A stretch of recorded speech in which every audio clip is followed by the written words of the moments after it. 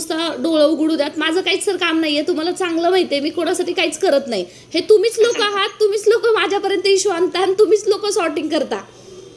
नाही उलट चांगलं होतंय ना की ते नियमानुसार घेतायत ना सगळ्या संस्था नियम. मला पण तुम्ही खूप छान काम केलं ना ते, की कमीत कमी कोणाच तरी होऊन जाईल तिकडं. असं चर्चा चालू होती तिथं, मित्र गेला होता ना माझा, तर ते मित्र म्हणे की तिथं चर्चा चालू होती, मुलं डायरेक्ट म्हणत होते यांना रुपये द्यायचं नाही, आपल्यातलं कोणी घ्यावा तर लागणारच ना त्यांना, कोणी घेतलं तरी चालेल म्हणे, फक्त यांना पैसे द्यायचे नाही.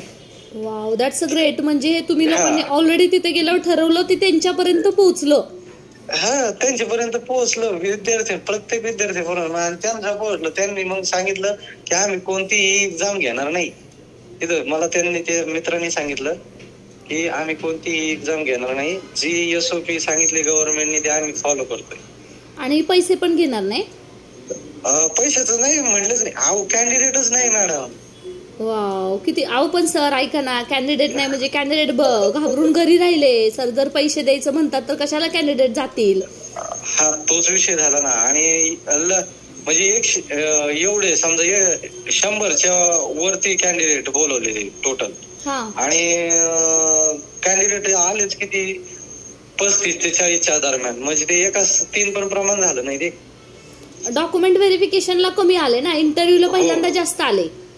हो नाही आता इंटरव्ह्यूला येतील. आता त्यांनी काय केलं मग, शेड्यूल बदललं होतं ना त्यांनी, टाइम टेबल बदललं त्यांचं, की त्यांनी टाइम टेबल बदललं आणि त्यानुसार ते करतायत आता सध्या. आणि जर यायचं नसेल तर त्यांनी सरळ सांगितलं की व्यवस्थापनाला तुम्ही कळवा की आम्ही ह्या कारणामुळे येत नाही असं. अरे वा, म्हणजे क्या बात आहे, बढिया बढिया बढिया.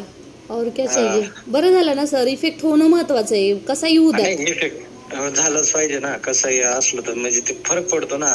नाही कसं होतं की जेव्हा त्यांना कळतं ना की ही गोष्ट अशी बाहेर पोहोचतीये आणि नाही माहिती, भले तो एक माणूस असू द्या, पण तो इतक्या लांब पर्यंत पोहोचवतो ना, आणि त्यांना ती शेवटी टांगती तलवार असणार आहे ना, नाव बदनाम आणि म्हणजे सगळंच बदनाम. आणि मी तेव्हा त्या दिवशी पण तुम्ही कॉल केला होता तेव्हा पण मी तेच म्हटलं होतं, सर आपल्याला काही करायचं नाहीये, आपल्याला जॉब लागो न लागो, परंतु ह्याचा परिणाम झाला पाहिजे. आपण जो आवाज उठवतोय तो लोकांपर्यंत पोहोचला पाहिजे, आणि तो पोहोचतो हे मला माहितीये.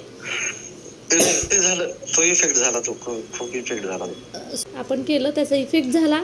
असू द्यात, उद्याच्याला ती संस्था तुमचं तर काम होईल बाबा, तिघांचंही कुणाचंही होईल, पैसे न देता होईल ना, आपल्याला ते महत्वाचे.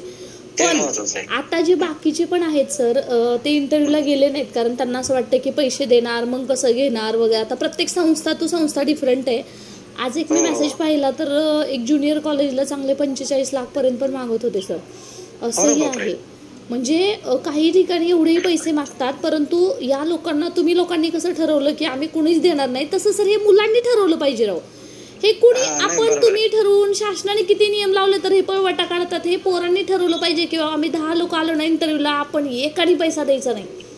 नाही ते कसं होतंय मॅडम, मग त्याला वाटत तो देईल आणि याला वाटत हे देईल, मग ते कॉम्पिटिशन यांच्यातच लागली ती, आणि त्याचं बेनिफिट संस्थांनी घेतले. त्यांनी एवढं सांगितलं नाही की SOP, आणि तिथले सगळे विद्यार्थी अदर सब्जेक्टचे सुद्धा होते ना, ते म्हणे आपण पैसे नाही द्यायचे, काहीच नाही द्यायचं, चाललं होतं त्यांचा विषय तो. ते कारण ते मी नव्हतं गेलो, त्या व्हेरिफिकेशनला गेलोच नव्हतं मी.